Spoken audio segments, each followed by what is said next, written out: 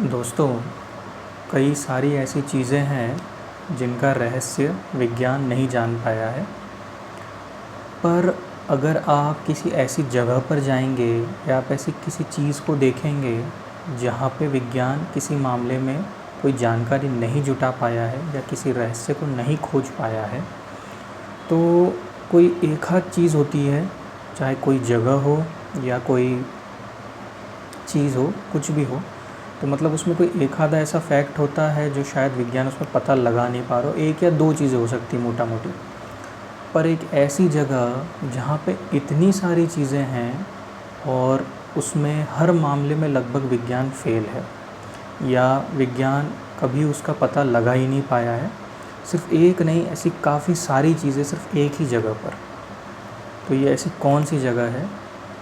Actually दोस्तों, ये कोई एक जगह नहीं है, ये साक्षात भगवान जगन्नाथ का मंदिर है। और ये जो मंदिर है हमारे देश के राज्य उड़ीसा में है। उड़ीसा में एक शहर है पुरी शहर में है।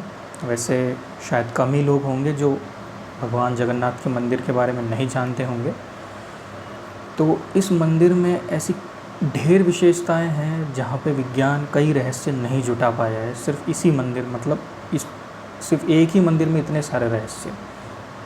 तो मैं उनमें से कुछ रहस्य आपको बताऊंगा, मतलब कुछ बातें ऐसी बताऊंगा जिसमें विज्ञान कारण नहीं खोज पाया है। तो और ये जो मंदिर है ये लगभग 4.5 लाख स्क्वायर फीट में फैला हुआ मंदिर है और काफ़ी बड़ा मंदिर है, कहने का मतलब है काफ़ी बड़ा एरिया में फैला हुआ है। तो शुरू करते हैं कि भैया ऐसी कौन सी रहस्य है इसमें। सबसे पहले तो देखिए, जो मंदिर का फ्लैग है, जो मंदिर के इस मंदिर के सबसे टॉप पे एक फ्लैग है, झंडा है बोल सकते हैं, वो हमेशा हवा के विपरीत डायरेक्शन में घूमता है।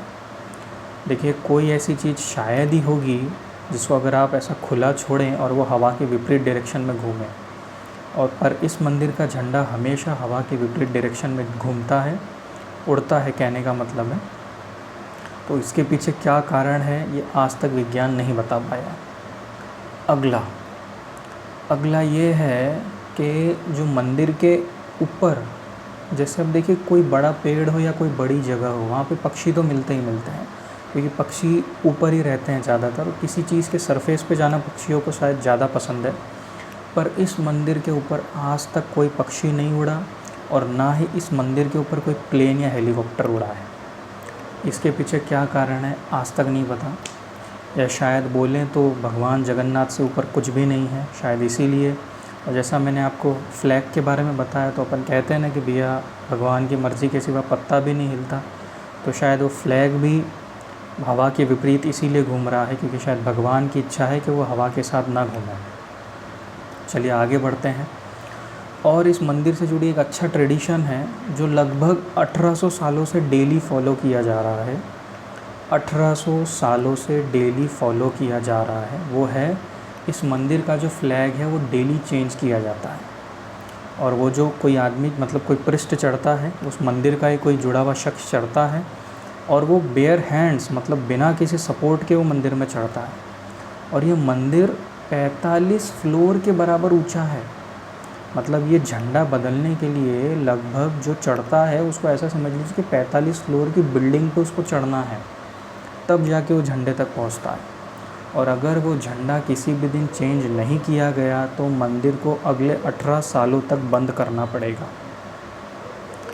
इस वजह से ये जो झंडा है, जब से ये मंदिर बना है तब से डेली चेंज होता है विदाउट फेल। तो ये एक बहुत बड़ी खासियत है। और इसके अलावा मंदिर के ही टॉप पे एक सुदर्शन चक्र भी बना हुआ है। ये जो सुदर्शन चक्र बना है लगभग 20 फीट ऊंचा है और 1 टन से ज़्यादा वजन है इस चक्र का, 1 टन से, ठीक है। अब देखिए, ये जो सुदर्शन चक्र है ये गोल है। तो अगर आप आगे से या पीछे से देखेंगे तो वो चक्र आपको पूरा दिखाई देगा, और आजू बाजू वालों को वो चक्र पूरा नहीं दिखाई देगा, क्योंकि आजू बाजू की तरफ वो गोल होता है। पर इस चक्र की खासियत ये है कि ये चक्र आप पूरी शहर के किसी भी कोने से देखिए इस चक्र को, ऐसा लगेगा कि ये चक्र आपकी तरफ देख रहा है, या आप इस चक्र की तरफ, मतलब आपको पूरा चक्र दिखाई देगा।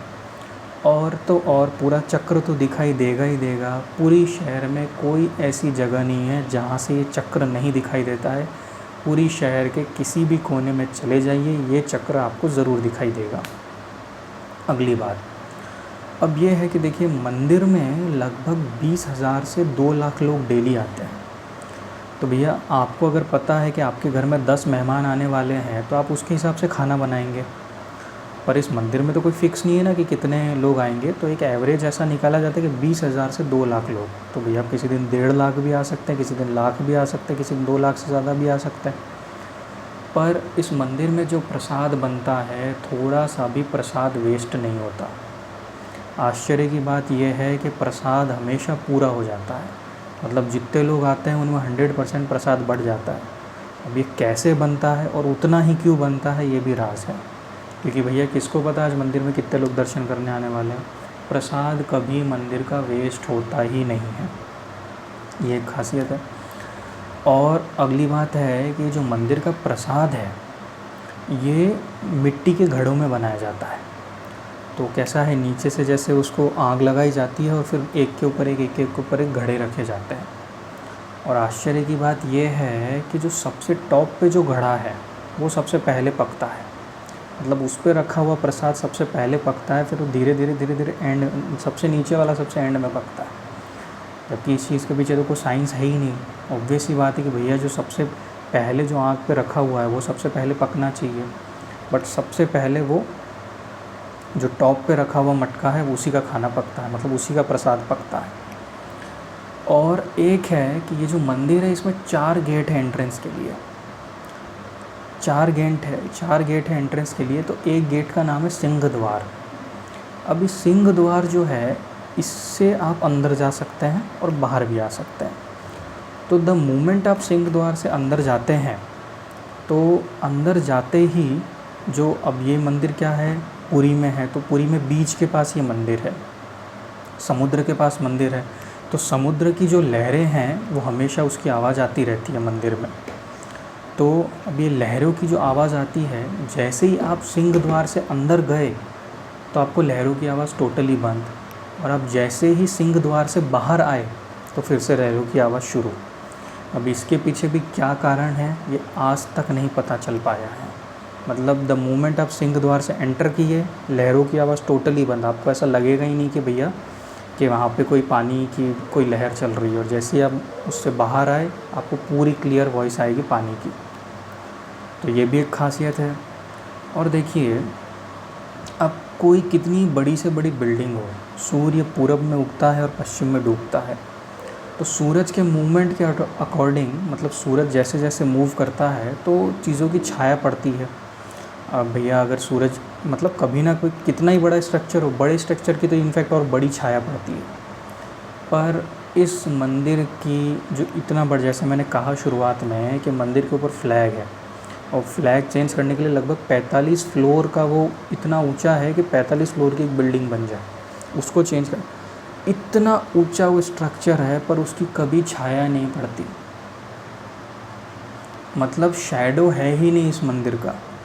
क्या कारण है, विज्ञान नहीं पता लगा पाया।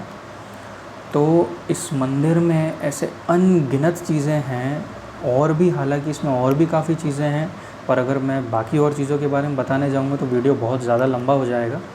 तो इस मंदिर में ऐसी और भी विशेषताएं हैं जिसके पीछे विज्ञान कोई राज नहीं बता पाया है। शायद हवा हो, पानी हो, आकाश हो, कहीं पर भी भगवान जगन्नाथ की आज्ञा के सिवा कुछ नहीं हो सकता। शायद यही ये मंदिर बताना चाहता है कि जल, थल, आकाश, वायु, शायद भगवान की मर्ज़ी के अलावा कहीं कुछ नहीं हो सकता। तो कभी ना कभी उड़ीसा के पुरी राज्य ज़रूर जाएं, उड़ीसा राज्य के पुरी शहर ज़रूर जाएं और भगवान जगन्नाथ के दर्शन ज़रूर करें। थैंक यू दोस्तों।